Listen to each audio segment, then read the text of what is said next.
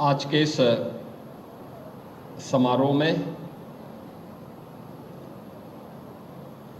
मंच पर उपस्थित गोरखपुर के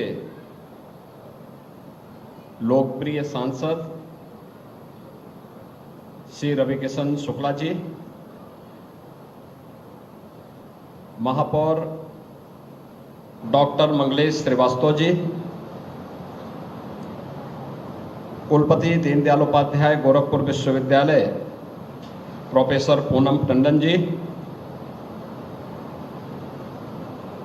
द गुरुकुल गोरखपुर गुरुकुल सोसाइटी के अध्यक्ष चौधरी प्रमोद कुमार जी, कालीबाड़ी के महंत जी श्री रविंद्र दास जी, उपाध्यक्ष राज्य महिला आयोग श्रीमती चारू चौधरी जी, भारतीय जनता पार्टी गोरखपुर महानगर के अध्यक्ष राजेश गुप्ता जी, स्थानीय पार्षद श्री पवन त्रिपाठी जी, प्रबंधक द गुरुकुल गोरखपुर गुरुकुल सोसाइटी श्री शिवशंकर गुप्त जी, श्री परमेश्वर प्रसाद गुप्त जी, आज के इस समारोह में उपस्थित गोरखपुर के सभी गणमान्य गण और उपस्थित गुरुकुल विद्यालय से जुड़े हुए सभी शिक्षकगण एवं प्यारे बच्चों, आज यहाँ पर एक साथ इस गुरुकुल विद्यालय के पुनरुद्धार के कार्य को संपन्न करते हुए इसमें कुछ नए कक्ष और एक नए सभागार का लोकार्पण का कार्यक्रम यहाँ पर संपन्न हो रहा है। इसके लिए द गोरखपुर गुरुकुल सोसाइटी के प्रबंध समिति के सभी पदाधिकारियों को और विद्यालय परिवार को मैं हृदय से बधाई देता हूं, अपनी शुभकामनाएं देता हूं। मुझे बताते हुए प्रसन्नता है कि गोरखपुर विकास प्राधिकरण ने अपने CSR मद से 1,05,00,000 रुपए खर्च करके इस सभी निर्माण का कार्य एक समय सीमा के अंदर यहाँ पे संपन्न किया है। हम लोग अक्सर देखते थे गुरुकुल विद्यालय की स्थापना 1935 में हुई। कहते हैं गुरुकुल विद्यालय से चलने वाली आध्यात्मिक और राजनीतिक गतिविधियों को देख करके देश की आज़ादी के आंदोलन के दौरान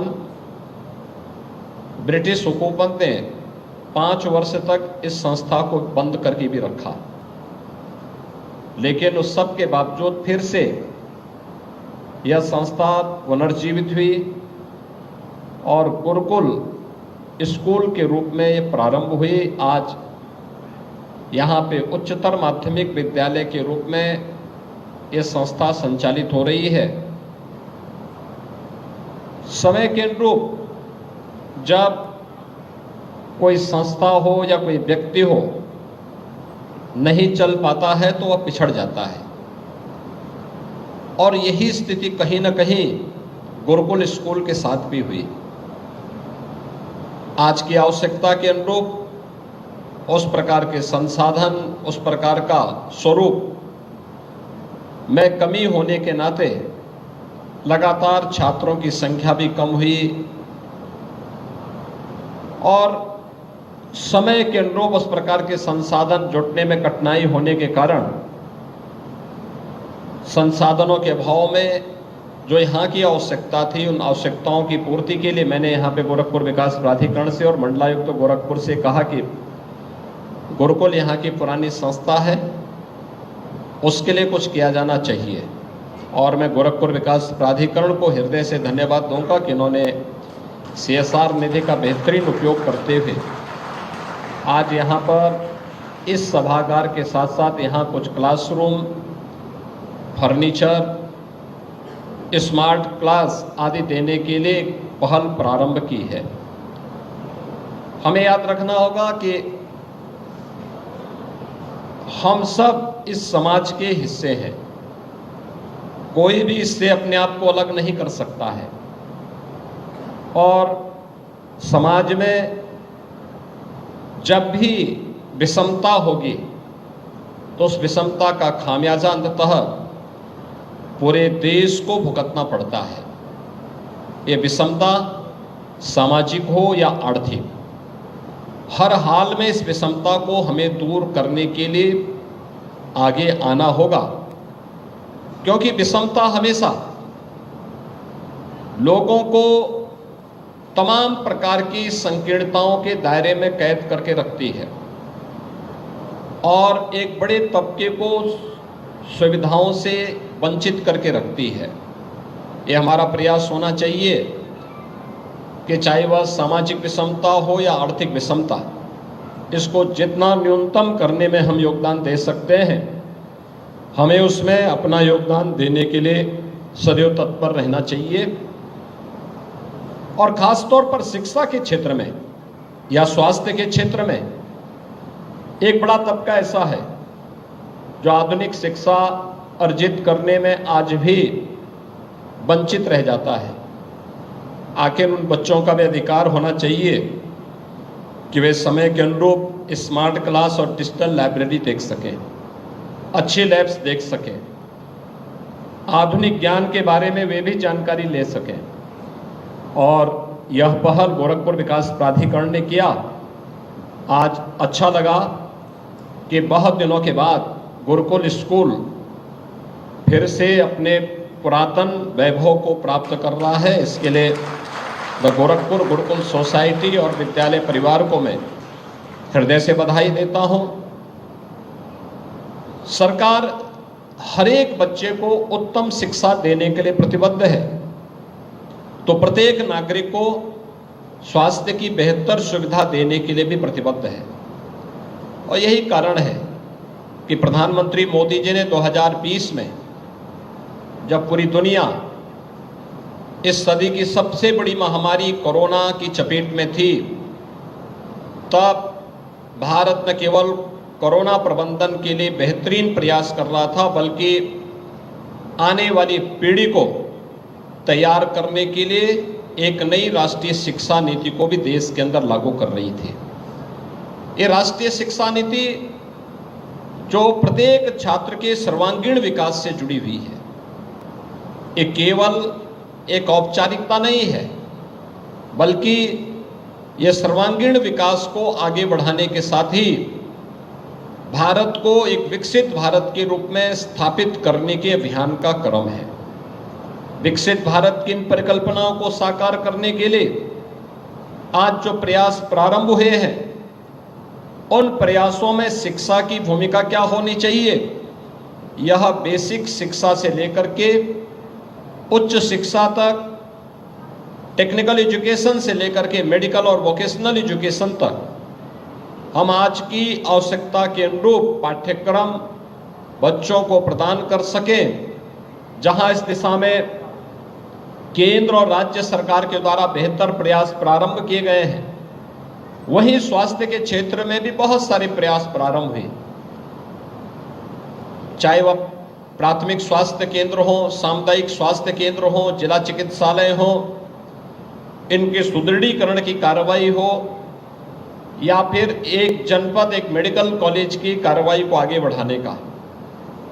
आज आप देख रहे होंगे उत्तर प्रदेश के अंदर हम लोग 10 करोड़ लोगों को 5 लाख रुपए सालाना आयुष्मान भारत की सुविधा का लाभ प्रदान कर रहे हैं। यानी 5 लाख रुपए प्रतिवर्ष वे लोग कहीं भी जाकर के अपनी स्वास्थ्य सुविधा का लाभ प्राप्त कर सकते हैं। आज से 5 वर्ष 7 वर्ष पहले यह कठिन कार्य था। लोग उपचार के बहाव में दम तोड़ते थे, लेकिन अब यह संभव हो पाया है। यह स्वास्थ्य और शिक्षा के क्षेत्र में किया जाने वाला ये प्रयास, ये विकसित भारत की ही संकल्पना को आगे बढ़ाने का एक प्रयास है। और CSR निधि में इस विद्यालय को आज पुनरुद्धार के कार्य के साथ जोड़ा गया है। ऐसे ही प्रदेश के अंदर हम लोग जितने भी पुराने गवर्नमेंट इंटर कॉलेजेज हैं, संस्कृत विद्यालय पुराने हैं जिनमें छात्रों की संख्या है, उनके पुनरुद्धार के लिए भी सरकार से पैसा उपलब्ध करवा रहे हैं। गवर्नमेंट एडेड कॉलेजेस को भी पैसा उपलब्ध करवा रहे हैं, जिससे जर्जर भवन के नीचे छात्रों को न रहना पड़े, बल्कि एक सुरक्षित और सुगम और सुरम्य वातावरण में, एक आध्यात्मिक वातावरण में वे अपना अध्ययन का कार्यक्रम संपन्न कर सकें और भारत के लिए एक सुयोग्य नागरिक हमारी संस्थाएं दे सकें। उसी क्रम में आज ये गुरुकुल को भी CSR निधि से गोरखपुर विकास प्राधिकरण ने जो धनराशि लगाई थी उसका एक बेहतरीन प्रयास हुआ है।